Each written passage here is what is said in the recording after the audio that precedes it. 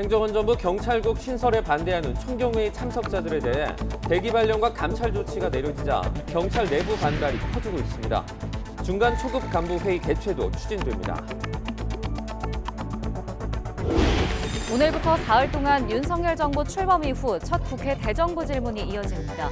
첫날인 오늘 정치 분야 질문에선 경찰국 신설과 서해 공무원 피격, 탈북 어민 북송 문제 등을 놓고 치열한 공방이 예상됩니다. 어젯밤 9시까지 3만 5천여 명이 새로 코로나19에 감염된 것으로 집계돼 일요일 기준으로 14주 만에 최다를 기록했습니다. 오늘부터 입국자는 입국 첫날 PCR 검사를 받아야 하고 요양시설 대면 접촉 면회도 제한됩니다. 무더위 속에 밤사이 대구 지역 300여 가구가 한때 정전되면서 주민들이 큰 불편을 겪었습니다. 2차 전지 소재 생산 공장에서도 불이 나 한때 대응 1단계가 발동됐습니다. 도심 공원에서 산책을 하던 주민이 너구리떼의 습격을 당해 크게 다쳤습니다. 다른 지역에서도 관련 민원이 이어지고 있지만 너구리를 포획하거나 사살할 수 없어 대책 마련이 시급합니다. 사설 보호소에 있던 유기견들이 탈출해 인근 마을 가축들을 마구 해친다는 제보가 들어왔습니다. 사설 보호소 측의 관리 소홀 때문이지만 법적으로 사각지대에 있다 보니 규제할 근거도 마땅치 않다는 지적입니다. 우크라이나 곡물 수출 재개 합의 직후 수출 항구를 공격해 국제사회의 비난을 받고 있는 러시아가 군사시설을 타격한 것이라고 주장했습니다. 실제 곡물 반출이 이루어질지는 좀 더 지켜봐야 할 것으로 보입니다. 올여름 장마가 끝나고 오늘부터 본격적인 무더위가 시작됩니다. 오늘 서울 기온이 33도까지 오르는 등 이번 주 내내 찜통 더위가 이어지겠고 주 후반으로 갈수록 기온이 더 오를 전망입니다. 시청자 여러분 안녕하십니까? 7월 25일 월요일 굿모닝 YTN 2부 시작합니다. 첫 소식입니다. 행정안전부 내 경찰국 신설에 반대하는 총경회의를 주도한 류사명 총경에 대한 대기 발령과 참석자들에 대한 감찰 조치로 파장이 커지고 있습니다. 경찰 내부망에는 스스로 참가 사실을 알리며 자신도 대기 발령하라는 글이 올라오면서 반발이 격화되는 모습입니다. 보도에 임성재 기자입니다. 사상 초유의 총경회의 참석자 50여 명을 감찰한다는 소식에 경찰 내부는 들끓고 있습니다. 특히 이 회의를 주도한 류삼영 전 울산중부경찰서장에 대한 대기 발령 조치는 기름을 부은 셈입니다. 경찰 내부망엔 자유로운 의견 개진조차 막는 거라며 자신도 회의에 참석했다는 실명글이 속속 올라오고 있습니다. 한 관계자는 회의가 열린 경찰인재개발원에 도착해 참석자들을 응원한 사실을 공개하며 자신도 대기 발령해달라고 요구했습니다. 경찰대학 교수인 A 총경도 회의에 참석한 사실을 알리며 경찰국이 신설되면 경찰이 국민이 아닌 위만 바라보는 일이 되풀이된다고 꼬집었습니다. 익명 게시판엔 류삼영 총경에 대한 인사조치가 적절한지에 대한 투표도 이뤄졌습니다. 투표 참여자 380명 가운데 96.1%에 달하는 365명은 류 총경의 대기 발령이 부당하다는 의견을 피력했습니다. 이런 가운데 한 참석자는 YTN과의 통화에서 경찰청은 국가공무원법상 복종 의무를 위반했다는 이유로 감찰에 착수했지만 회의 자체가 공무 수행이 아니었다는 점에서 감찰 자체가 직권을 벗어난 것이라고 비판했습니다. 이에 대해 경찰청 관계자는 공무의 연장으로 판단했고 충분한 법리적 검토를 거쳐 회의 중지를 지시하고 감찰에 착수한 거라고 설명했습니다. 윤희근 경찰총장 후보자와 류삼영 총경의 만남도 무산됐습니다. 류 총경은 회의 결과를 종합해 윤 후보자에게 전달할 예정이었지만 경찰청은 감찰 등이 진행되고 있어 만남이 부적절하다는 입장입니다. 징계 대상자하고 청장하고 만나는 것은 적절치 않다는 이유로 연락이 왔습니다. 어떤 방법으로 우리 총경 서장들의 결집된 의사를 건의서 형식으로 청장한테 전달할지를 지금 고민 중에 있습니다. 행정안전부의 경찰 통제 방안에 대해 집단 반발을 이어온 전국 경찰직장협의회도 서울역과 경찰청 앞에서 류 총경의 대기 발령을 비판하는 집회와 1인 시위를 이어나갈 예정입니다. YTN 임성재입니다. 국가공무원 노동조합 경찰청 지부와 경찰청 주무관 노동조합은 성명을 내고 류사명 총경 대기 발령을 철회하고 전국 경찰서장 회의 참석 총경에 대한 감찰 조사를 중단할 것을 촉구했습니다. 두 노조는 류 총경을 대기 발령 조치한 것을 두고 비상식적인 인사라고 비판하면서 검찰 인사 방침과 수사권 조정 반발, 법무부 장관 수사지휘 거부 등의 이유로 총 7번이나 이루어진 평검사 회의는 정당하고 총경 회의는 부당한가라며 평검사 회의로 징계를 받은 검사가 과연 있었던가라고 반문했습니다. 행정안전부가 경찰국 신설안 등의 입법 예고 기간을 대폭 단축하며 경찰제도 개선안 시행을 준비하고 있습니다. 행안부는 통상 40일인 입법 예고 기간을 4일로 대폭 단축하며 경찰국 설치안을 속전속결로 추진하고 있습니다. 경찰국 신설 시행령안은 지난 16일부터 19일까지 입법 예고를 거친 뒤 21일 차관회의를 통과했으며 26일 국무회의를 거칠 예정이고 경찰국 신설 시행령안과 행안부 장관의 경찰청장 지휘 규칙안은 다음 달 2일에 공포 시행될 예정입니다. 김대기 대통령 비서실장이 처음으로 짧은 기자간담회를 가졌는데요. 경찰국 신설에 반대한 전국 서장회의는 부적절한 행위라고 비판했습니다. 대통령실은 또 대우조선 하청 노사 협상이 타결됐더라도 손해배상 청구는 당연히 해야 할 일이라고 밝혔습니다. 박소정 기자입니다. 일요일 오후 김대기 대통령 비서실장이 예고 없이 기자실을 찾아 즉석 간담회를 열었습니다. 전국 경찰서장 회의를 주도한 서장 징계에 반발이 커지는 데 대한 질문이 나오자 김 비서실장은 공무원이었던 자신의 경험으로 봐서 부적절한 행위라 생각한다고 말했습니다. 이어 대한민국에는 부처보다 힘이 센 청이 셋 있는데 검찰청, 경찰청, 국세청이라며 검찰청은 법무부 검찰국, 국세청은 기재부 세제실이 있지만 경찰청만 상위 관할 기능이 없다고 설명했습니다. 그 기능을 하던 민정수석실이 없어진 만큼 경찰의 견제와 균형이 필요하지 않으냐고도 했습니다. 다만 대통령이 나설 사항은 아닌 것 같다면서 기강에 관한 문제도 있으니 국무조정실에서 조정해야 할 사안이라고 했습니다. 이른바 검수완박법에 반발했던 평검사 회의 때는 징계가 없었다는 주장에 대해 대통령실 관계자는 평검사들의 의견을 모아 회의한 것과 치안 책임자인 서장들이 한 것은 본질적으로 다르다며 지도부 해산 지시도 어긴 만큼 복무 규정 위반이라고 분명한 선을 그었습니다. 대통령실은 이와 함께 대우조선 하청 노사 협상 타결 이후에도 손해배상 소송 취하 여부를 놓고 갈등이 이어지는 부분에 대해 입장을 밝혔습니다. 노조가 소송 문제를 미결이라고 한 건 사실과 다르다며 대우조선과 원청회사가 막대한 피해를 입은 만큼 하청 노조에 손해배상을 청구하는 건 당연하다고 강조했습니다.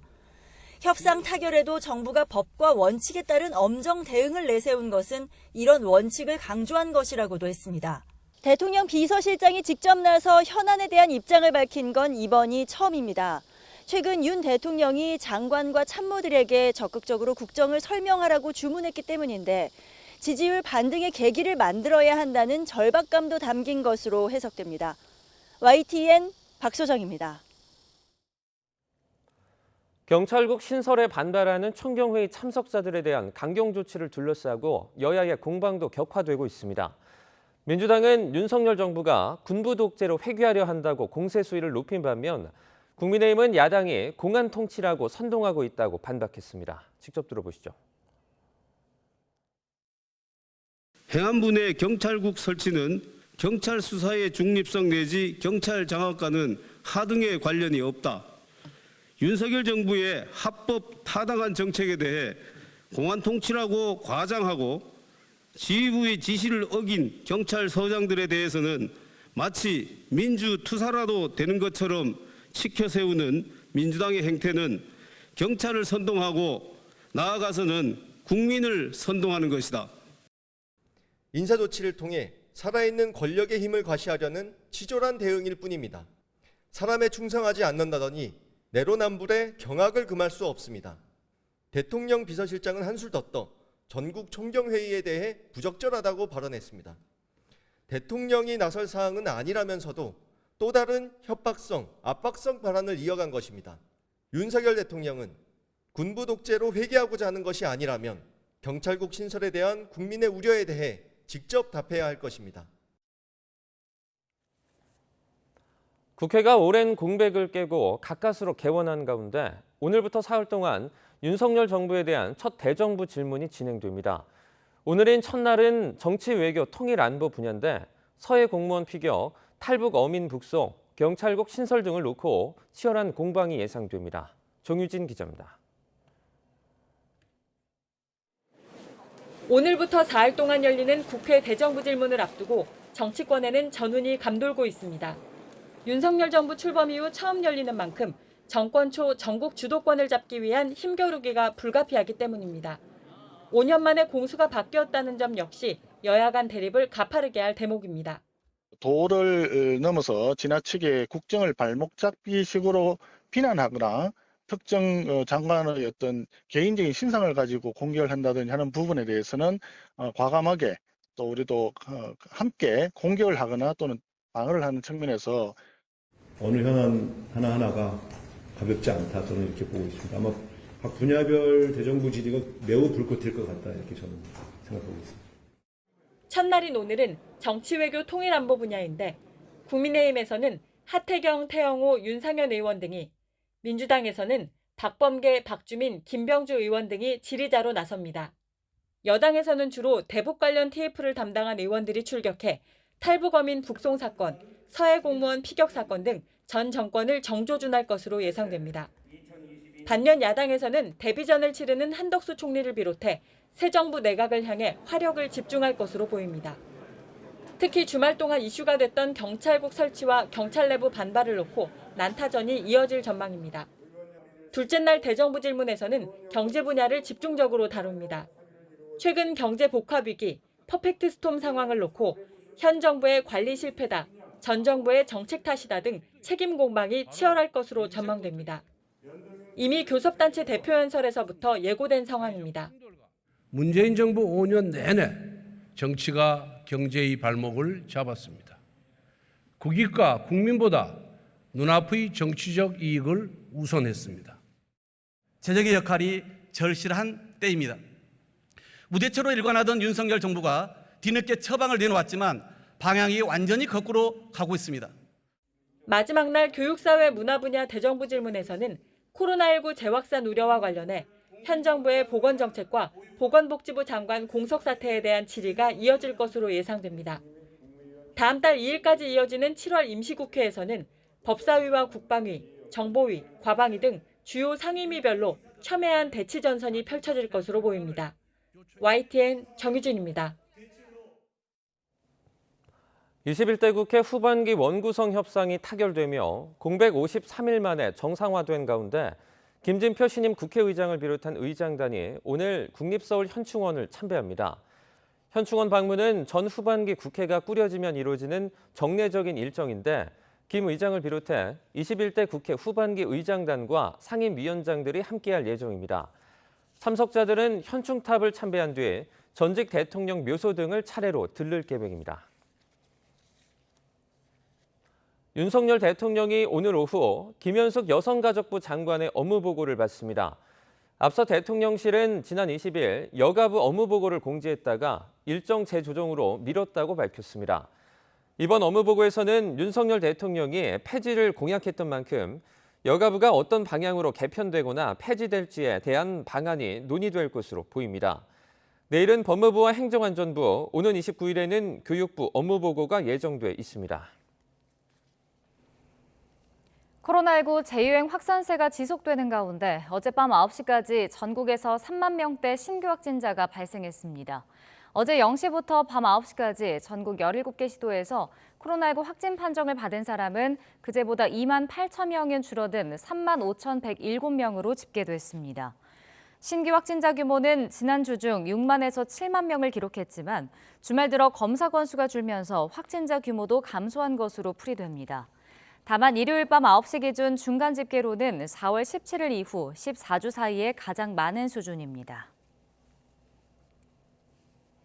코로나19 재유행이 본격화하면서 대응책도 강화되고 있습니다. 오늘부터 해외 입국자는 입국 첫날 PCR 검사를 받아야 하고 한동안 허용됐던 요양병원과 시설의 대면 접촉 면회도 금지되는데요. 관련해서 자세히 살펴보겠습니다. 코로나19 신규 확진자가 사흘 연속 6만 명대를 기록했습니다. 이 가운데 해외에서 유입된 확진자 수는 333명입니다. 한 달째 세 자릿수를 이어가고 있는데 지난 수요일엔 코로나 사태 이후 가장 많은 427명을 기록하기도 했습니다. 해외 유입 확진자가 늘면서 입국 방역이 강화됐습니다. 지금까지는 입국 뒤 3일 이내 받아야 했던 PCR 검사를 오늘부터는 입국 1일차 당일에 받아야 합니다. 밤늦게 도착하는 비행기도 있기 때문에 정확하게는 입국 다음 날 검사까지 인정됩니다.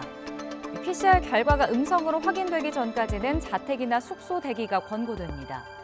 내국인과 장기 체류 외국인은 자택이나 숙소 관할 보건소에서 무료 검사가 가능하고 단기 체류 외국인은 공항 내 검사센터에서 검사를 받을 수 있는데 비용은 본인 부담입니다. 이와 함께 한동안 허용됐던 요양병원과 시설의 대면 접촉 면회도 금지되고 비접촉 면회만 가능해집니다. 입소자의 외출과 외박은 필수 외래 진료를 제외하고는 모두 금지됩니다. 미국에서 BA.5 변이가 급속하게 퍼지며 하루 13만 명 감염자가 나오고 있지만 방역 조치를 강화하긴커녕 점점 더 완화하고 있습니다. 백악관 행사에서도 이미 방역 조치가 사라진 지 오래여서 바이든 대통령의 확진도 이미 예견된 상황이었다는 비판이 나오고 있습니다. 워싱턴에서 권준기 특파원이 보도합니다. 이달 초 열렸던 자유의 메달 수여식. 민간인에게 주는 최고 영예로 스포츠 스타, 정치인, 노동운동가 등 16명에게 바이든 대통령이 직접 메달을 수여하며 악수하고 포옹하고 볼에 키스도 했습니다. 수상자 가운데는 코로나 고위험군인 8, 90대 고령층도 여러 포함돼 있었습니다. 바이든 대통령이 코로나 확진 판정을 받기 바로 전날 매사추세츠에서 열린 행사장에서도 노마스크로 참석자들과 접촉을 이어갔습니다. 국가 원수 참석 행사에서조차 방역 조치가 사라진 겁니다. 뉴욕타임스는 해리스 부통령과 딜런 부비서실장, 장페이르 대변인 등 주변 인물들이 줄줄이 코로나에 감염된 상황에서 바이든 대통령의 확진도 이미 예견된 것이었다고 지적했습니다. 백악관은 격리를 이어가고 있는 바이든 대통령 상태가 호전되고 있다며 4차례 백신 접종을 마친 덕분이라고 강조하고 있습니다. This virus is going to be with us forever. It's really important that people build up their immunity against this virus. 미국에선 공식 집계된 확진자만 하루 13만 명 안팎을 기록하고 있고 실제 감염자는 최대 10배 더 많을 것으로 추정되고 있습니다. 바이든도 감염된 것으로 보이는 BA.5 변이가 최근엔 전체 감염자의 80%를 차지할 정도로 확산하고 있습니다. 상황이 이런데도 미국에선 위기경보를 더 풀고 있습니다. 연방정부는 공중보건 비상사태를 10월까지 연장했지만 주별로는 위기경보를 대부분 해제해 50개 주 가운데 12곳도 채 남지 않았습니다. 대신 새로운 백신 개발에 집중하고 있습니다. 워싱턴 포스트는 바이든 행정부가 전 국민 4차 백신 접종 계획을 잠시 중단하고 BA4, BA5 등 오미크론 변이의 효과적인 백신 개발을 서두를 것을 제약사에 독려하고 있다고 보도했습니다. 미국 워싱턴에서 YTN 권준기입니다.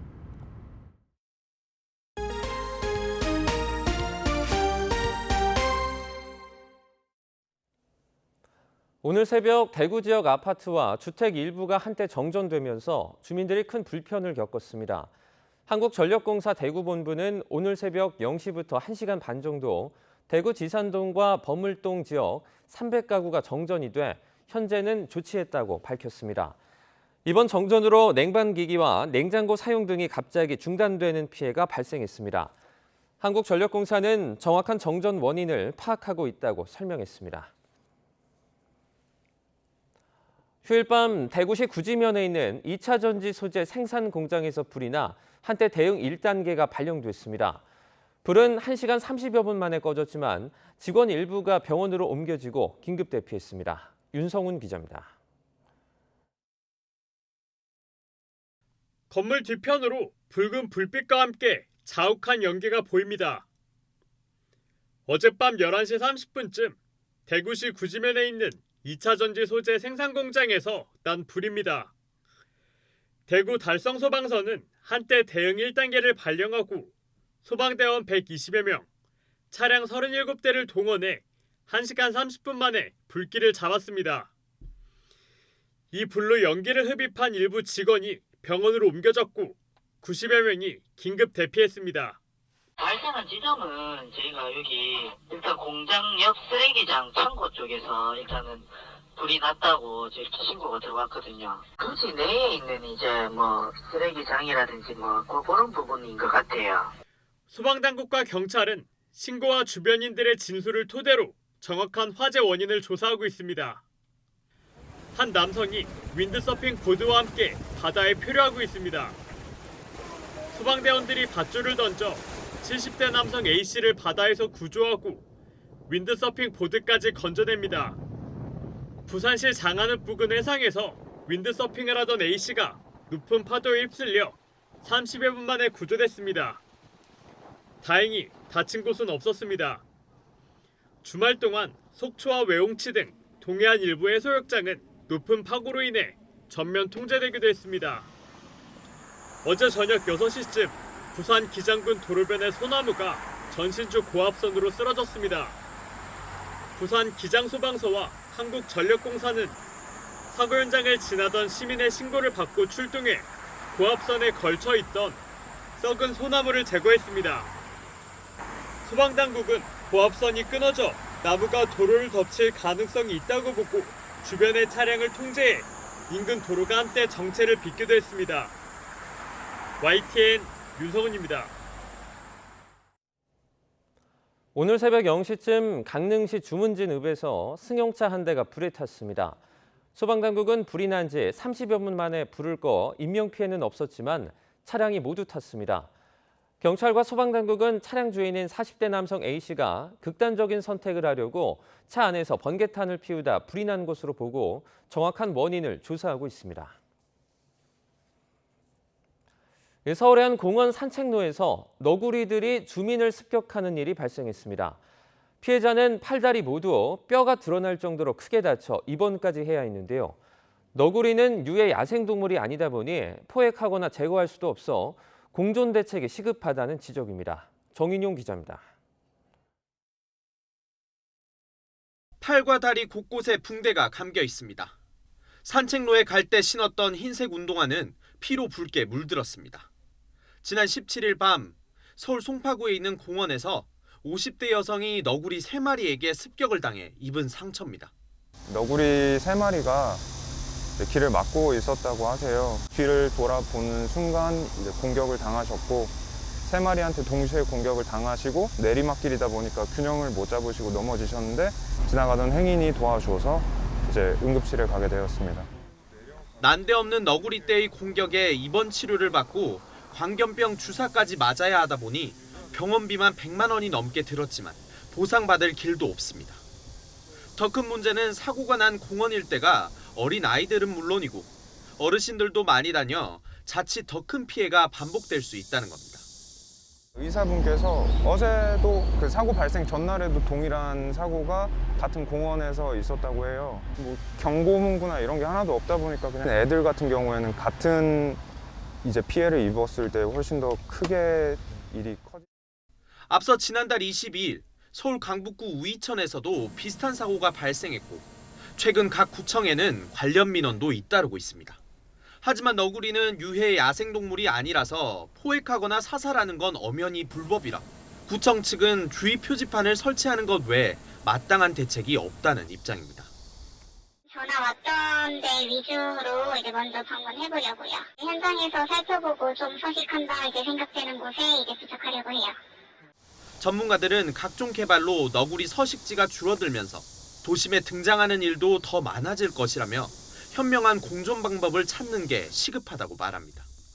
도시 생태계 안에 야생동물이 적응하는 사례는 좀 늘어날 것 같아서 도시 공원이나 생태공간 조성할 때 야생동물의 은신처나 그런 공간도 같이 좀 고려하는 노력이 필요할 것 같아요.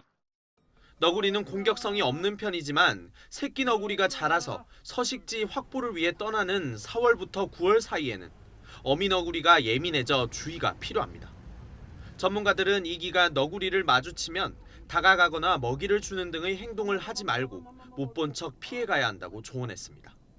YTN 정인용입니다. 최근 기준금리 인상 여파로 주택담보대출은 물론 전세자금 대출 금리까지 가파르게 오르고 있습니다. 대출을 끼고 집을 산 사람들은 불어나는 이자에 허덕이고 집을 구해야 하는 사람은 고금리의 벽에 부딪혀 난감한 모습입니다. 강희경 기자가 보도합니다. 지난 2019년 서울 개봉동에 집을 샀던 A씨는 최근 치솟는 금리만 보면 머리가 지끈거립니다. 대출 3억 원을 껴서 집을 샀는데 당시 2%대 중반이었던 변동금리가 최근 4.8%까지 오른 겁니다. 한 달에 이자로 내는 돈만 100만 원. 가족이 함께 실거주하는 집이다 보니 이자를 계속 내는 것 외엔 마땅한 방법도 없습니다. 경기도 안 좋고 그리고 이제 사실 월급이 오른다거나 사실 소득이 늘어나지 않는 시기인 것 같은데 이런 금리가 계속 오르니까 이제 가게에서 이제 더 아껴 써야 되고 더 힘든 느낌이 많이 있어요. 이제 집을 구해야 하는 사람은 더 난감합니다. 애초에 매매는 포기하고 전세를 구하려 해도 이자가 무서워 대출받기가 쉽지 않습니다. 예비 신혼부부들이 모인 카페에도 비슷한 호소가 이어지고 있습니다. 매매는 너무 비싸고 전세는 대출 다 받으면 월급 절반이 이자로 다 빠져나가는 수준이더라고요. 월급은 정해져 있는데 이자는 계속 오른다고 하니까 정말 월세밖에 답이 없나 싶기도 하고. 현재 주요 4대 시중은행의 주택담보대출 금리는 변동형과 고정형 상담 모두 6%를 훌쩍 넘었습니다. 전세대출 금리도 12년 만에 6%를 돌파했습니다. 여기에 변동금리 기준지표인 자금조달 비용지수 코픽스는 지난달 역대 최대폭으로 뛰었고 7월엔 빅스텝 충격까지 반영될 예정입니다. 이런 속도면 올해 연말쯤엔 대출금리 상단이 8%를 넘어설 거란 전망이 나옵니다. 2008년 금융위기 이후 거의 14년 만입니다. 현재의 기준금리 인상폭 그리고 물가 상승률이 지속될 수 있는 상황, 한미 금리 역전 상황 등을 반영하면 대출 금리를 중심으로 한 상승은 더욱 커질 가능성이 있는 것으로 판단됩니다. 고물가로 당분간 금리가 계속 오를 수밖에 없는 상황에서 집을 사도 문제, 안 사도 문제라는 한숨 섞인 목소리가 커지고 있습니다. YTN 강희경입니다. 정부에서 추진하는 안심전환 대출이 차질 없이 공급되면 은행권의 가계대출 변동금리 비중이 크게 떨어질 거란 전망이 나왔습니다. 추경호 부총리는 어제 국내 통화금융당국 수장들과 비상거시경제금융회의를 열고 금융부문 민생안정과제를 논의했습니다. 추 부총리는 높아진 변동금리를 고정금리로 바꿔주는 안심전환 대출을 안정적으로 공급하기 위해 정부가 주택금융공사에 1,000억 원을 지원한 데 이어 한국은행도 1,200억 원을 출자할 예정이라고 말했습니다. 아울러 추 부총리는 저금리 전환대출과 새출발기금 등을 통해 코로나19로 타격을 입은 소상공인과 자영업자 부담도 줄이겠다고도 덧붙였습니다. 대표적인 부동산 민간 시세 조사기관인 KB국민은행이 주택가격 동향을 조사한 결과 이달 11일 기준으로 전국 주택의 평균 매매가 상승률은 보합을 나타내 2019년 7월 이후 3년 만에 집값 상승세가 멈췄다고 밝혔습니다. KB 시세로 수도권과 대전, 대구, 울산, 부산, 광주 등 5개 광역시 집값이 이달 0.01%, 0.08% 하락하면서 각각 3년 3개월, 2년 11개월 만에 하락으로 반전됐습니다. 서울과 세종시 8개 도의 집값은 이달 각각 0.07%, 0.13% 상승했으나 지난달의 상승폭인 0.16%, 0.22%보다는 축소됐습니다. 국내 4대 금융그룹이 올해 상반기 19조 원이 넘는 이자 이익을 거둔 것으로 나타났습니다. 금융그룹별 상반기 순이자 이익은 KB 5조 400억 원, 신한 5조 1,000억 원, 하나 4조 1,000억 원, 우리 4조 1,000억 원 정도로 지난해 동기 대비 평균적으로 19% 이상 늘었습니다. 이자 이익에 힘입어 KB금융과 신한금융의 올해 상반기 순이익은 2조 7천억 원을 넘으며 금융지주 출범 이래 반기 기준 가장 많았고 하나금융과 우리금융도 1조 7천억 원대를 기록했습니다. 대형마트 의무 휴업 규제가 시행된 지 10년이 지났지만 여전히 실효성을 두고선 의견이 분분합니다.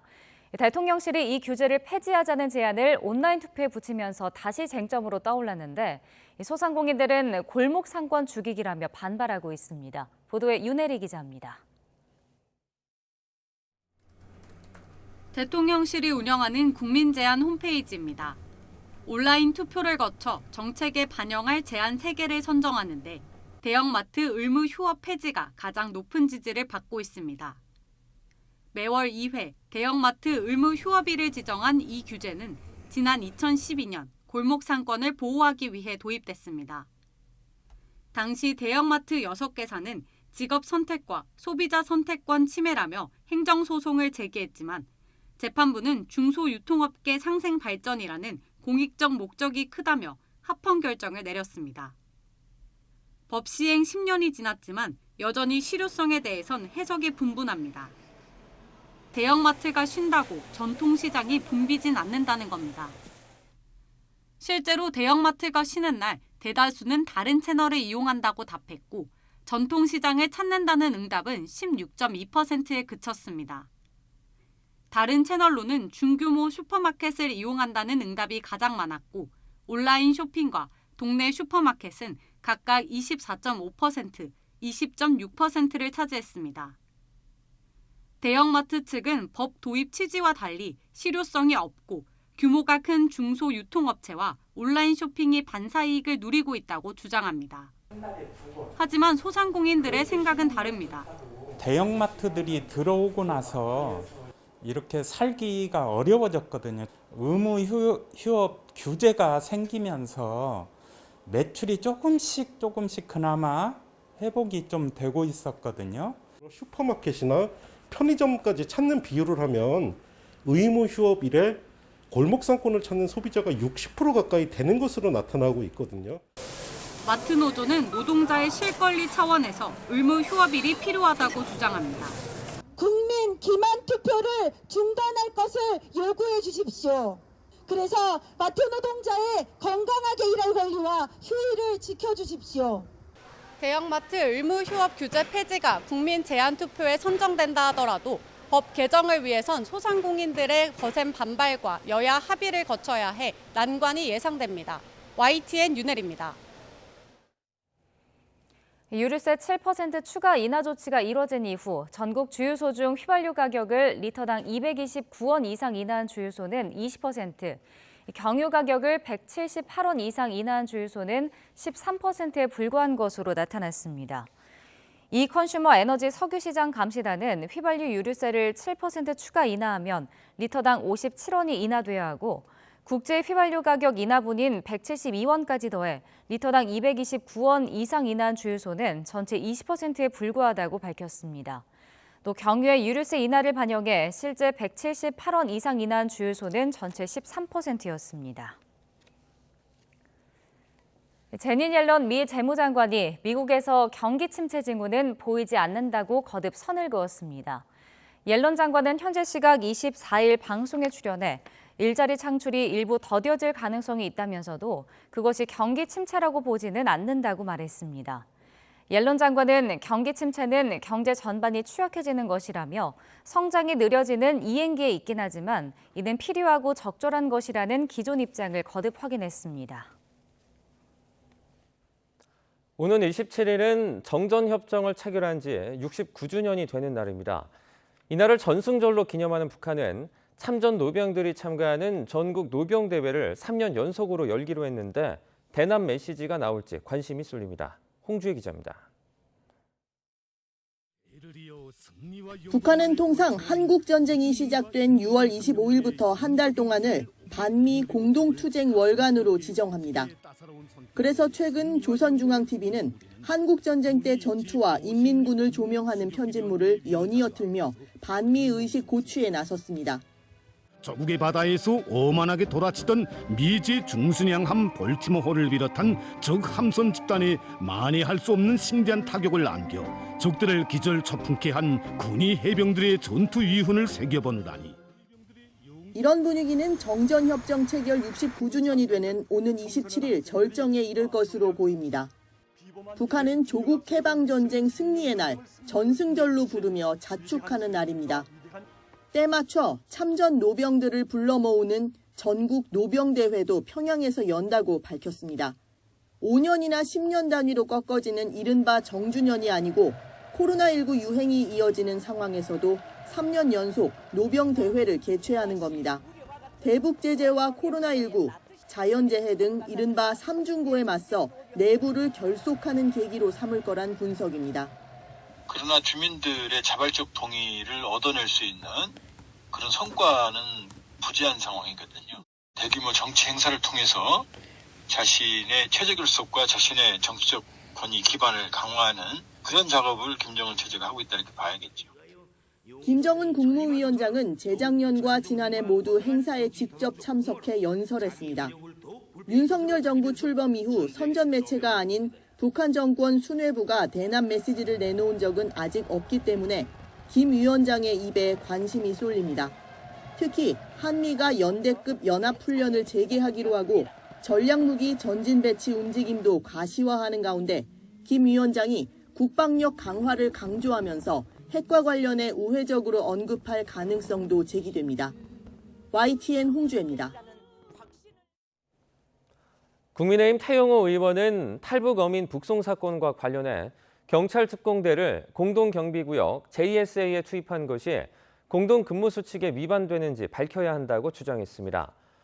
태 의원은 북한 어민 북송 당시 유엔군 사령부는 문재인 정부 측 송환협조 요청을 5차례에서 6차례 거부하고 판문점 안에서 포승줄과 안대를 사용할 수 없다는 경고까지 한 것으로 전해진다면서 그 구역은 정전협정에 따라 유엔사 통제를 받는 곳이라고 밝혔습니다. 그러면서 유엔사 동의 없이 문재인 정부가 판문점 공동경비 구역에 경찰 특공대를 투입했다면 정전협정뿐 아니라 남북 유엔사 3자 합의를 위반한 것으로 보인다고 지적했습니다. 우크라이나 곡물 수출기를 열어주기로 합의한 뒤에 하루 만에 오데사 항을 공격한 러시아가 군사시설을 타격한 것뿐이라고 주장했습니다. 오데사 항을 통한 곡물 수출은 앞으로 러시아의 움직임을 더 지켜봐야 할 것 같습니다. 김선희 기자입니다. 러시아가 우크라이나 오데사 항에 대한 자신들의 미사일 공격을 인정했습니다. 하지만 이번에도 오데사 항의 군사시설을 타격한 것일 뿐이라고 주장했습니다. Вооруженные силы Российской Федерации продолжают специальную военную операцию на Украине. В морском порту города Одесса, на территории судоремонтного завода, высокоточными ракетами большой дальности морского базирования. 곡물 수출 합의서에 서명한 지 채 하루도 안 돼 벌어진 미사일 공격으로 합의 자체가 무산된 게 아니냐는 우려가 나오고 있습니다. 실무 작업을 진행할 공동조종센터 설립 등은 아직 시작도 못해 차질이 예상됩니다. 우크라이나 정부는 흑해 항로가 열리면 매달 500만 톤의 곡물을 실어 나를 것으로 전망했습니다. І ми бачимо абсолютно одностайність світової реакції на цей удар окупантам вже. 다만 러시아가 군사시설 타격이 목적이었다고 주장한 만큼 합의를 깼다고 보기 어렵다는 분석도 있습니다. 우크라이나도 합의가 효력을 발휘하는 한 곡물 수출을 진행할 것이라고 강조했습니다. 이런 가운데 세르게이 라브로프 러시아 외무장관은 우크라이나와 협상을 재개할 준비가 돼 있지만 서방이 협상을 원치 않는다고 주장했습니다. 아프리카 순방에 나선 라브로프 장관은 곡물뿐 아니라 더욱 폭넓은 주제로 우크라이나와 협상하고 싶어도 서방 때문에 힘들다고 말했습니다. У нас нет каких-либо предубеждений от того, чтобы возобновить переговоры по более широкому кругу вопросов. 또 서방이 우크라이나가 승리할 때까지 싸울 것을 계속 요구할수록 더 많은 사람이 죽고 우크라이나에 이롭지 않을 것이라고 주장했습니다. YTN 김선입니다. IT 이민자들을 싣고 항해하던 선박이 바하마 앞바다에서 전복해 최소 17명이 사망했다고 로이터 통신이 현지 시간 24일 보도했습니다. 바하마 경찰에 따르면 이 선박은 뉴프로비던스 섬 11km 앞바다에서 전복했는데 25명은 무사히 구조됐습니다. 당국은 최대 60명이 탑승했을 수 있으며 더 많은 사람이 실종된 것으로 추정된다고 말했습니다. 장마전선이 물러나고 오늘부터는 본격적인 무더위가 찾아오겠습니다. 어제 서울의 한낮 기온 28도 선에 그쳤지만 오늘은 33도까지 올라서 찜통더위가 기승을 부리겠고요. 습도가 높은 탓에 체감하는 더위는 이보다 더 심하겠습니다. 오후에는 대기 불안정이 심해지면서 강원 산간과 충북 북부, 영남 내륙 곳곳에 5에서 40mm의 소나기도 지나겠습니다. 낮 동안 맑은 하늘이 드러나며 자외선이 무척 강하겠고요. 동해안에는 너울성 파도까지 매우 높게 일겠습니다. 현재 기온 살펴보도록 하겠습니다.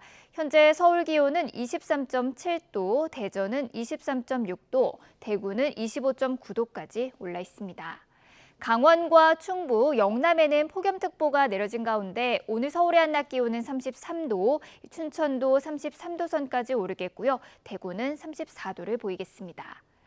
남은 한 주간 무더위 속에 소나기가 자주 내릴 전망입니다. 지금까지 날씨 정보였습니다.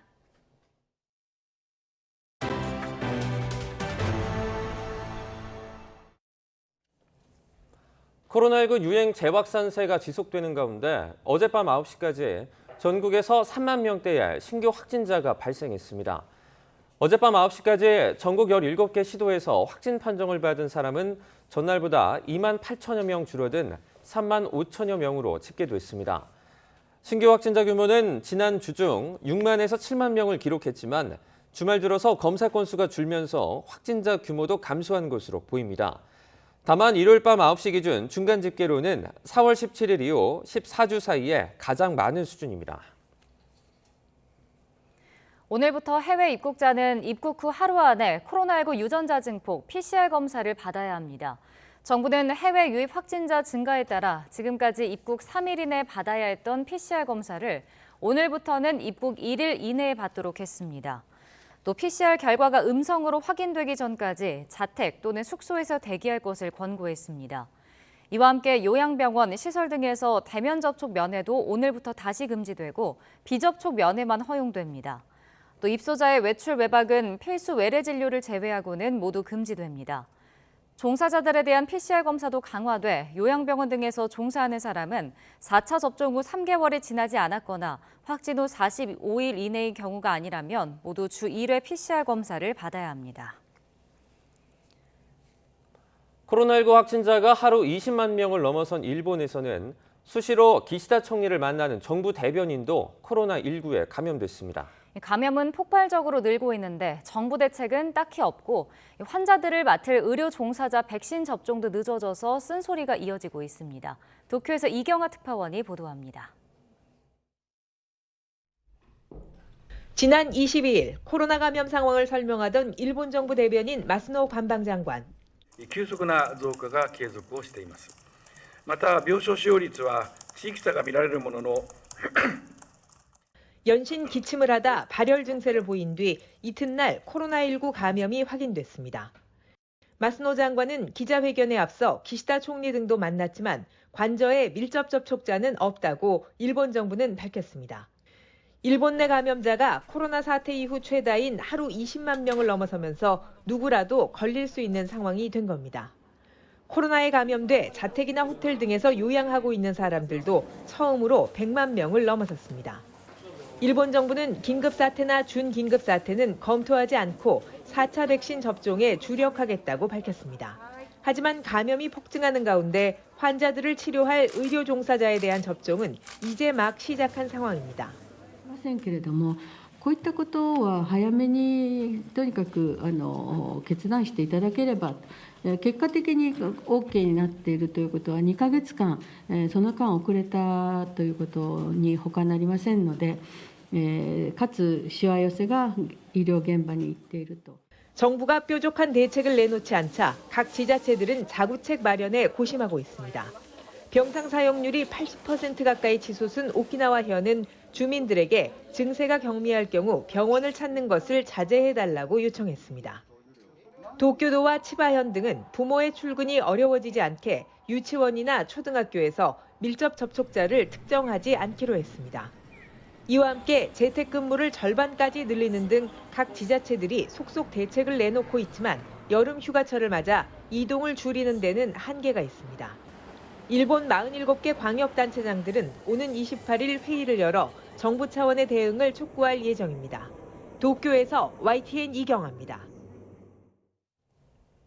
정부가 이번 주에 원숭이 두창에 대한 위기 상황 평가 회의를 개최합니다.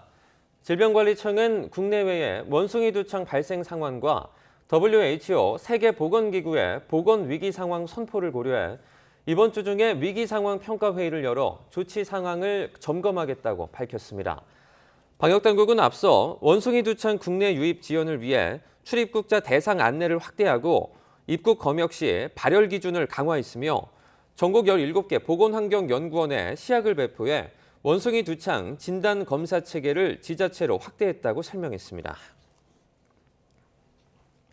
경찰국 신설에 반대하는 총경회의가 열린 데 이어서 경감과 경위 등 중간 초급 간부들도 회의 개최에 나섰습니다. 이런 가운데 행정안전부는 경찰국 신설안 등의 입법 예고 기간을 40일에서 4일로 대폭 단축하며 경찰제도 개선안 시행을 서두르고 있습니다. 보도에 이승윤 기자입니다. 경찰 총경급인 전국 경찰서장 회의를 주도한 유사명 총경의 대기 발령에 경찰 내부 반발이 확산하고 있습니다. 행안부 장관의 지휘기축 제정을 통해 경찰이 중립성과 책임성의 근간이 흔들린다면 결국 국민의 안전도 지킬 수 없다는 절박한 마음에서 모이게 되었습니다. 이에 경감, 경위 등 중간 초급 간부들도 회의 개최에 나섰습니다. 경찰대 14기인 서울 광진경찰서 김성종 경감은 내부망에 30일 충남 아산 경찰인재개발원에서 경감, 경위 등을 대상으로 전국 현장팀장 회의를 개최하겠다고 예고했습니다. 이 자리에서 경찰국 신설의 정당성과 전국 경찰서장 회의 참석자에 대한 징계, 감찰의 정당성을 논의할 계획인 가운데 팀장 회의도 전국 경찰서장 회의처럼 온라인과 오프라인 참석을 병행하고 동참 의사 화환도 받기로 했습니다. 국가공무원 노동조합 경찰청 지부와 경찰청 주무관 노동조합도 유 총경의 대기발령 철회와 전국 경찰서장 회의 감찰조사 중단을 촉구했습니다.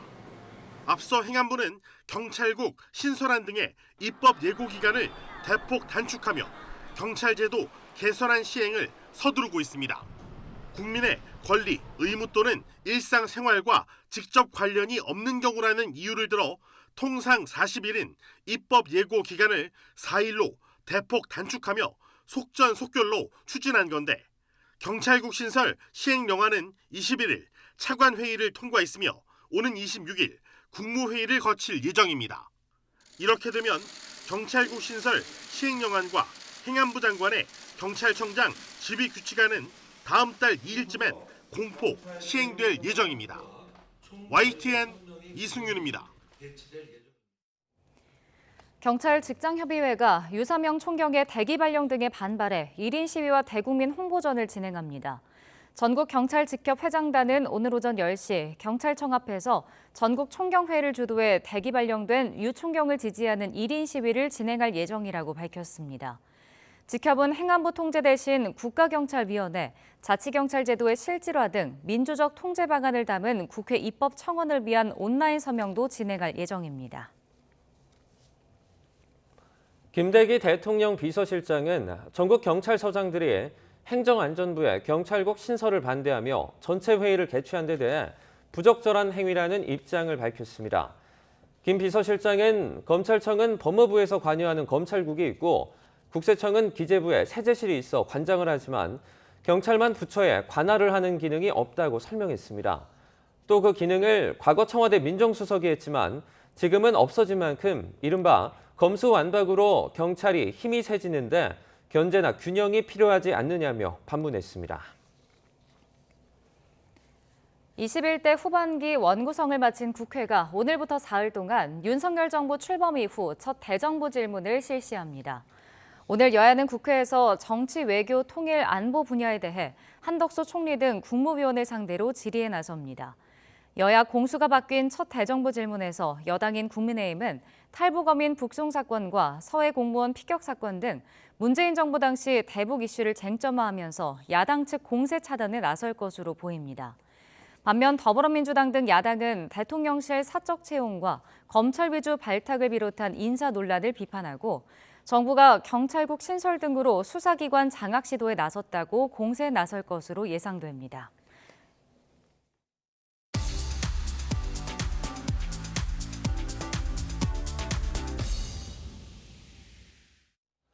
경제 소식을 빠르게 전달해 드립니다. 네, 오늘 굿모닝 경제는 이인철 참 좋은 경제연구소장과 함께하겠습니다. 소장님 어서 오세요. 어서 오세요. 어제 휴일에 이제 추경호 경제부총리가 비상 거시경제 금융회의를 주재했습니다. 최근에 금리가 크게 오르고 가계 부담이 조금씩 커지면서 이에 대한 대책을 좀 논의했는데 어떤 내용들이 오갔죠? 그렇습니다. 이제 9월 중 출시 예정인 안심 전환 대출에 관련된 건이었습니다. 네. 크게 관심 두 가지인 것 같아요. 나도 변동금리, 고금리인데 갈아탈 수 있을까라는 의문.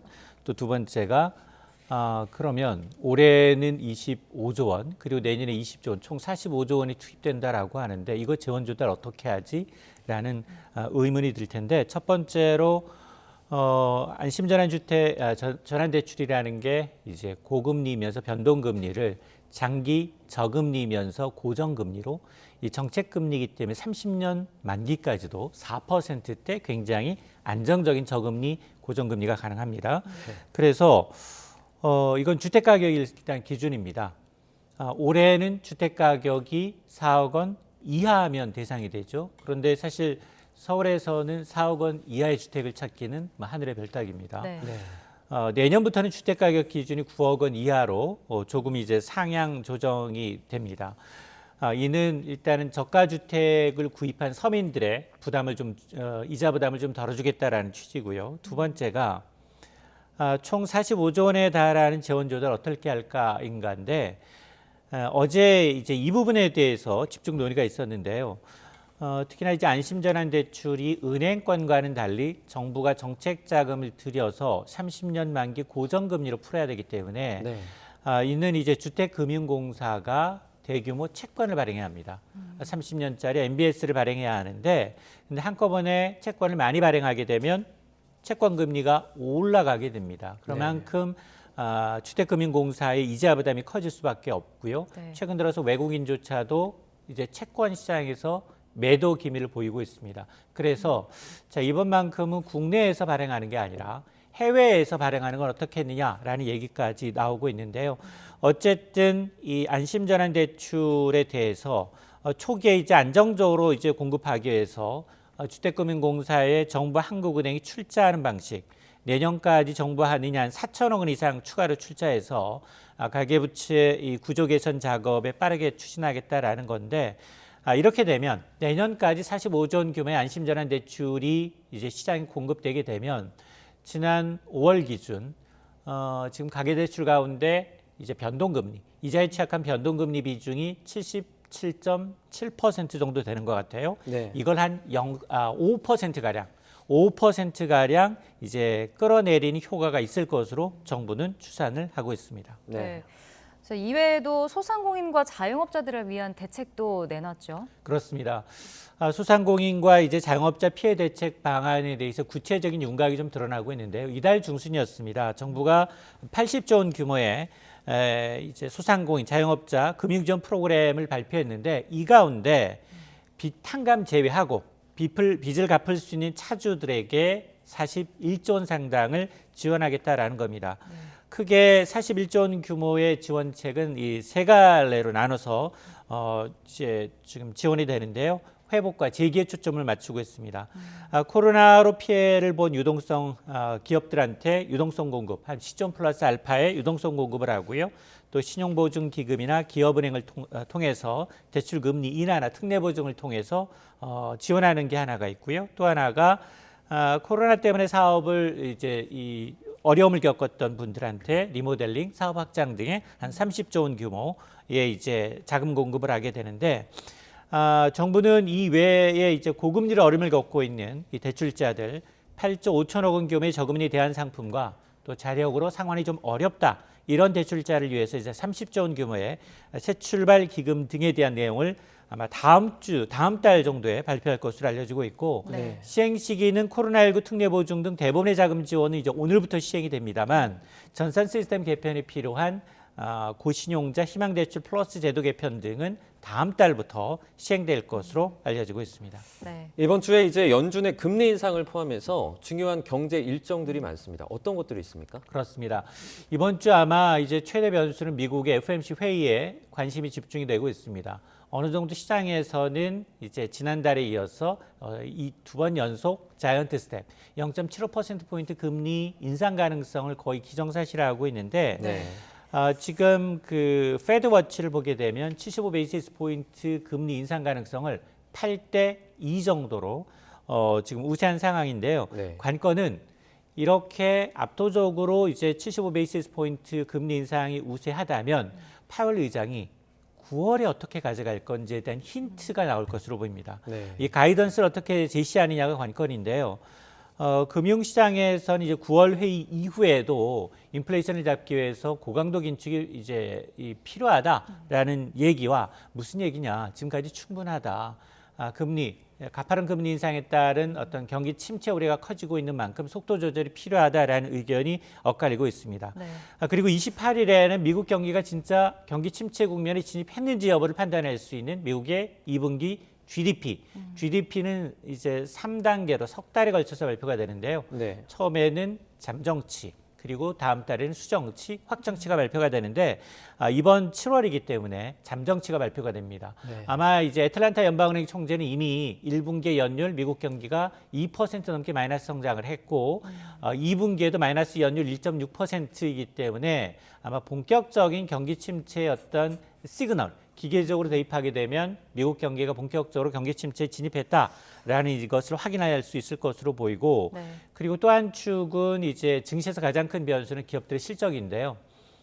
지금까지 실적 발표는 나쁘지 않아 보입니다. S&P 500 지수 편입 기준 한 75%가 당초 예상치를 웃돌았습니다. 이번 주가 거의 S&P 500대 기업들의 3분의 1 정도가 실적 발표를 앞두고 있어서 어닝 시즌의 피크입니다.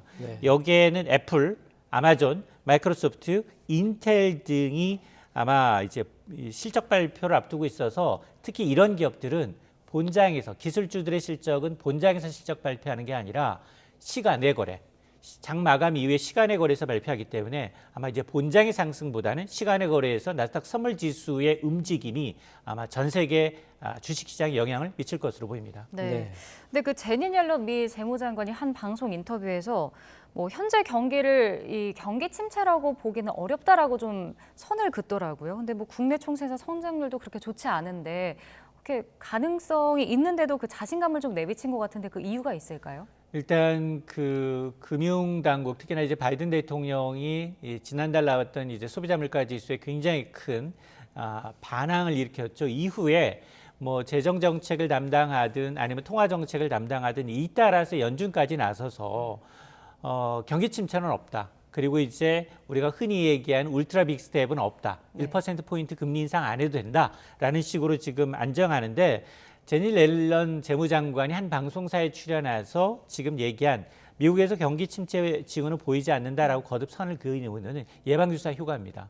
이번 주 워낙 큰 빅 이벤트들이 몰려 있어요. 일단 GDP는 사실상 여기 얘기하는 걸 들어보면 2분기 연속 마이너스 성장을 기록한다 해도 이 시기를 경기 침체로 규정한다면 놀랄 것이다. 그 이유는 뭐냐? 미국이 아직은 고용시장이 탄탄하다라는 거거든요. 실질적으로 뭐 한 달에 한 40만 건 이상의 신규 일자리가 만들어지고 있고 실업률은 3% 중반이기 때문에 아직은 노동시장이 강력하다는 걸 근거로 해서 경기 침체는 아니다. 과거와는 다르다라는 것을 애써 강조하고 있는데 그럼에도 불구하고 가장 중요한 건 앞서 제가 제롬 파웰 의장이 그러면 9월에 8월에는 FOMC 회의가 없어요.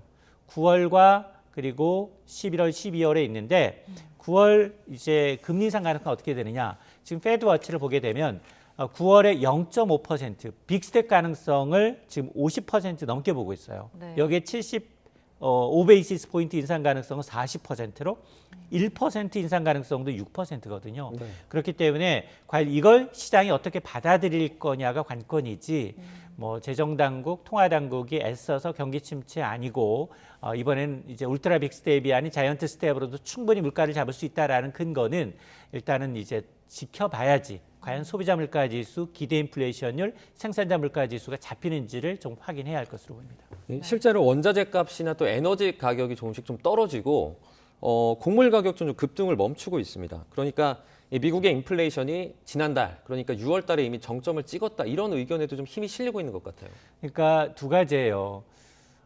그렇게 이제 원자재 가격, 곡물 가격이 하락하고 있다가 첫 번째로 이제 해석하기 나름인데 통화당국이나 미 통화당국은 이제 인플레이션이 정점을 지났다라는 얘기지만 그러나 시장에서는 과도한 이 긴축에 따른 경기 침체 우려로 하락하는 것이다라는 주장도 있거든요. 근데 전문가들은 전자보다는 후자에 더 무게감을 싣고 있습니다. 그리고 또 하나 과연 그러면 미국이 물가 정점을 찍었다면 이 물가가 지금처럼 오름세가 1%포인트 가까이 막 하락했잖아요. 한 달여 만에. 그렇게 떨어질 것이냐? 그렇지 않다는 겁니다. 상당 기간 굉장히 물가 이제 하락세가 점진적으로 이루어질 것이기 때문에 그 고통은 상당히 길 수 있다라는 겁니다. 네, 알겠습니다. 자, 한국은행이 빅스텝을 밟자 이달 들어서만 시중은행 예적금에 20조 원의 뭉칫돈이 물렸다고 합니다. 이게 따져보면 거의 하루에 1조 원씩 쌓인 것 같네요. 맞습니다. 돈은 사실 금리를 따라 움직입니다. 이런 것들이 아마 가장 정확하게 그 흐름이 지금 유동성에서 나타나고 있는데요. 한은이 문 열고 처음으로 빅스텝을 단행하니까 돈의 움직임이 빨라지고 있습니다. 예금과 대출의 패턴 변화가 일어나고 있다라는 건데요. 대출은 가능한 한 이제 일정 기간 대출 금리 인상폭을 제한하는 금리 상한 대출.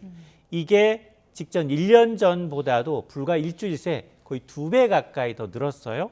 그리고 또 반면에 정기 예적금으로 빠르게 이제 시중 유동성이 이제 몰리고 있는데 지금 뭐 주식시장도 시원치 않고요. 뭐 부동산 시장도 계속해서 좋지 않은 얘기가 나오고 있다 보니 계속해서 안전자산인 예금으로만 쏠리고 있는데요. 실제로 이제 예금 금리 하루에 뭐 앞서 말씀하셨던 것처럼 1조 원 가까운 뭉칫돈이 올려서 지난 4대 시중은행의 경우에는 거의 한 20조 원 가까이 예금, 적금이 늘었습니다. 여기에는 은행들이 이벤트도 한 건 하고 있어요. 빅스텝에 발맞춰서 뭐 최대 금리 0.2에서 0.9%포인트 올렸습니다.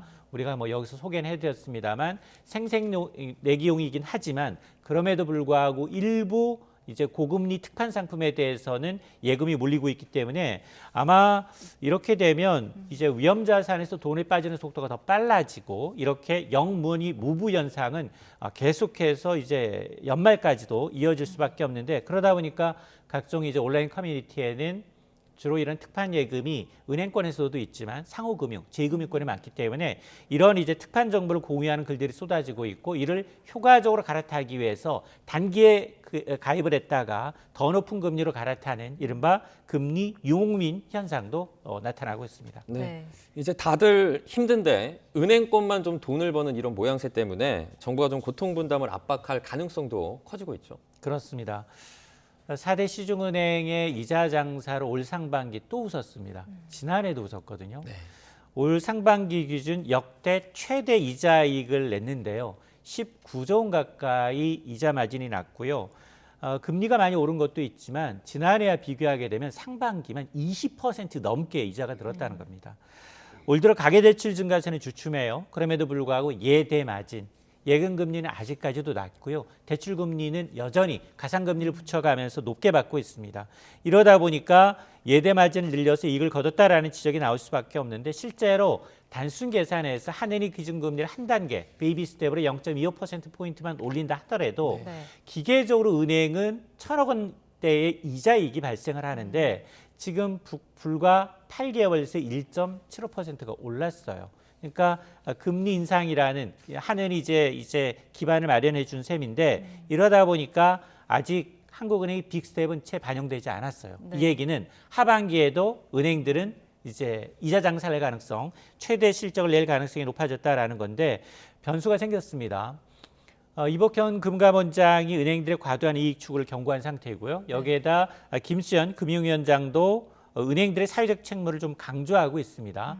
앞으로 은행들이 계속해서 이제 금리를 더 높여서 이걸 반영해서 예금 금리는 더 높이고 대출 금리를 가상금리를 높이는 방식으로 이자 마진을 취한다 하더라도 대출자들의 어려움을 좀 고통 분담해야 한다라는 압박이 좀 높아질 수 있기 때문에 지금까지는 사실 생색내기였어요. 네. 대출금리 내렸다라고 보면 별로 내리지 않았어요. 실제로 수혜자는 많지 않고요. 오히려 가상금리를 더 높이는 방식으로 예대 마진을 쳐왔는데 아마 매월 예대 마진을 분기마다 그동안에 이제 은행들이 이걸 이제 은행 대입이다라는 이유로 분기마다 석 달마다 한 번씩 공개를 해왔는데 이제 앞으로 한 달마다 공개하게 돼 있거든요. 이런 걸 공개하게 되면 시중은행들 또 특히나 이제 소비자들의 금리 인상에 대한 이제 거부감이 커질 수밖에 없기 때문에 아마 이 부분을 좀 들여다봐야겠습니다. 네.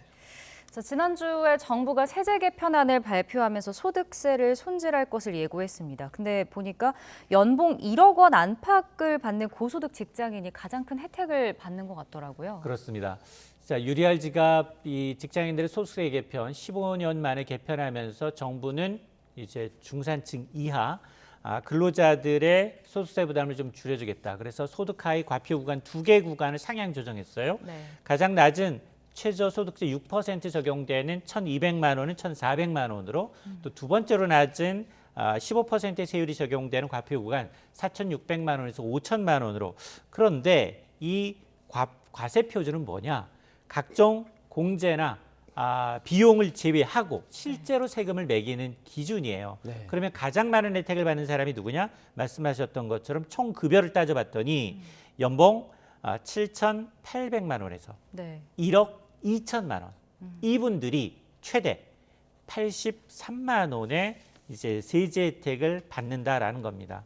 여기에는 물론 뭐 소득세 개편도 있습니다만 월 이제 식대 이제 비관세 부분도 이제 20만 원으로 이제 인상됐기 때문에 비과세 식대 한도를 포함하게 되면 가장 많은 혜택을 받는 것으로 드러나서 결국은 이게 중산층의 혜택이 돌아가는 게 아니라 고소득층한테 혜택이 더 돌아가는 게 아니냐라는 지적이 나오고 있습니다. 네. 이제 저소득층들이 누리는 세 감면 효과들을 보면요. 몇만 원 단위로 좀 크지 않은 것 같습니다. 고소득층에게 더 큰 혜택이 돌아간다. 이런 논란의 여지도 좀 나올 것 같아요. 맞습니다. 보면 총급여 3천만 원인 직장인의 경우에는 세제 혜택이 이번 개편으로 8만 원이에요. 네. 자, 이런 지적이 나오니까 기재부는 해명에 나섰습니다. 뭐라고 나서고 있느냐? 예컨대 이제 과표 조정에 따른 세액 부담 감소효가 총 급여가 낮은 구간의 경우 경감액 자체는 크지 않다. 네. 그러나 비율을 봐라. 경감률을 보면 다르다. 왜냐하면 3천만 원 연봉 근로자가 내는 소득세가 30만 원에서 22만 원으로 8만 원이 줄어드는데 경감률을 따지게 되면 비율로 따지게 되면 27%. 그리고 연봉 5천만 원은 10%. 경감률은 7,800만 원에게는 5.9%에 불과하다.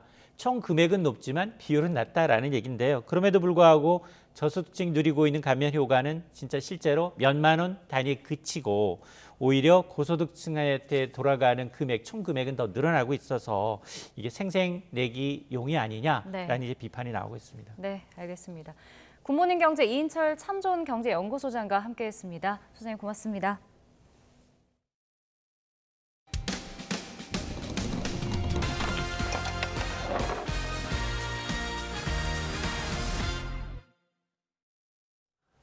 최근 경기 파주시에 있는 마을에 들깨떼가 나타나 가축들을 마구 물어 죽인다는 제보가 들어왔습니다. YTN 취재진이 확인해본 결과 사설 보호소에 있던 유기견들이었는데 관리가 허술하다 보니 손쉽게 탈출해서 인근 주민들을 공포에 떨게 하고 있습니다. 제보는 Y 박정현 기자가 취재했습니다.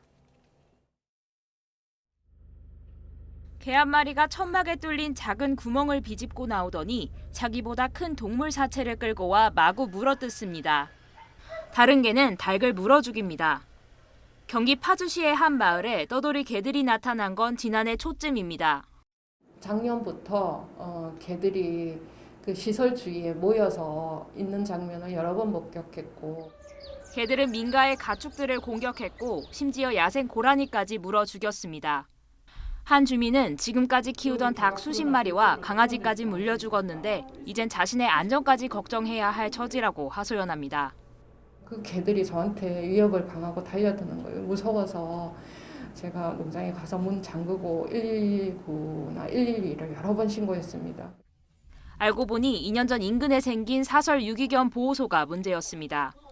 유기견 40여 마리를 관리하고 있는데 대부분 목줄을 하지 않아서 울타리 천막에 뚫린 구멍으로 자유롭게 드나들고 있었던 겁니다. 개들이 드나들던 구멍은 현재 검은 천막과 녹슨 철문으로 막혀 있습니다. 그러나 그동안 판넬을 구멍 앞에 기대어 놓는 식으로 허술하게 막아놔 피해가 잇따랐습니다. 그나마 이런 땜질식 조치도 주민 피해가 잇따르면서 지자체가 이달 초 시정 명령을 내린 끝에 이뤄졌습니다. 하지만 당장 똑같은 일이 반복되더라도 과태료 처분 외에 별다른 제재 방법이 없습니다. 국내법에는 아직 사설 동물보호시설이라는 개념 자체가 없다 보니 폐쇄하거나 규제할 만한 법적 근거도 전혀 없는 겁니다. 민간동물보호시설이라는 거는 이제 부르는 명칭만 있는 거지 법에서 그걸 인정해주거나 뭐 그런 게 아니지 않습니까, 현재는? 이런 맹점을 해소하기 위해 동물보호시설 설치 기준, 신고 의무를 정한 동물보호법 개정안이 발의돼 최근 국회 본회의를 통과했지만 본격적인 시행은 내년 4월부터입니다. 관리 규정의 공백 속에 허술한 사설 유기견 보호소로 인한 피해가 발생하지 않도록 정부와 지자체의 관리 감독이 강화돼야 한다는 지적이 나옵니다. YTN 박정현입니다. 코로나19 이후에 좀처럼 보기 힘든 모습 가운데 하나가 바로 농촌 봉사 활동이죠. 최근 다시 확진자가 늘고 있긴 하지만 거리두기 해제로 농촌마다 반가운 손님들이 다시 찾아오고 있다고 합니다. 홍성욱 기자가 농활 현장을 다녀왔습니다. 밭고랑 사이사이마다 자리 잡은 대학생들. 비가 오는 궂은 날씨도 농촌 봉사 활동을 막지는 못했습니다. 요령은 없지만 열정은 한가득. 땅속 깊게 뿌리내린 잡초는 아무리 당겨도 쉽게 뽑히지 않습니다. 생소한 밤매기에 팔과 다리, 허리까지 저리지만 포기는 없습니다. 힘든 건 당연한 거지만 그래도 하면서 되게 뜻깊고 또 되게 많은 것들을 깨닫게 되는 것 같습니다. 그분들은 항상 꿋꿋이 하시니까 되게 그런데 책임감이 가장 많이 생각날 것 같아요. 코로나19로 중단됐던 농촌 봉사활동. 농부는 3년 만에 다시 찾아온 학생들이 손자, 손녀만큼이나 반갑습니다. 이 친구들 만나서 반갑기도 하고 일손도 도움이 되고 여러모로 너무 좋았어요. 대충 하는 친구는 없었어요? 없었어요. 기특한 학생들, 이번엔 특별한 선물도 직접 준비했습니다. 농촌 어르신들을 위한 시원한 여름나기 선물 세트. 간단한 부식거리부터 부채와 토시, 해충 기피제까지 알차게 담았습니다. 벌레 많으니까 나가기 전에 뿌리시면은 벌레가 근처에 안 그리게. 뜻밖의 선물, 그리고 꼼꼼한 설명까지. 할머니 얼굴에 웃음꽃이 활짝 피었습니다. 영월 못 가가지고 시장에를. 그러니까 시장 너무 멀고 덥고. 그래서 이건 못 사왔어. 이거 하나 더 있어요 여기. 나중에 또 쓰시다가 해지면은 또 쓰시라고. 코로나19 이후 일손 부족이 더 심해진 농촌. 때마침 재개된 대학생 농촌 봉사 활동이 가뭄의 단비가 되고 있습니다. YTN 홍석입니다. 아이디어나 기술을 기반으로 창업하는 기업이 전국적으로는 늘어나고 있지만 울산은 오히려 줄고 있습니다. 그래서 울산시와 유관기관들이 지역의 청년 창업가들을 돕고 창업도시로 재도약하기 위한 행사를 마련했습니다. JCN 울산중앙방송 심은홍 기자의 보도입니다. 산업 현장에서 흔히 볼 수 있는 안전모입니다. 내부에는 생체 신호 처리 장치가 부착돼 사용자의 뇌파와 심박수 등을 측정할 수 있습니다. 울산의 한 스타트업 기업이 산업 현장의 안전 문제 해결을 위해 제작한 아이디어 제품입니다. 심장 박동수를 측정하는 것을 저희는 뇌파하고 같이 합쳐가지고 저희가 이제 뇌파와 심박, 그다음에 가속도가 여기 하나로 들어가 있는 이제 모델이고. 전국적으로 기술 창업 기업 수가 늘고 있지만 울산은 지난 2018년 4,016곳에서 지난해 3,533곳으로 해마다 감소하고 있는 것으로 나타났습니다.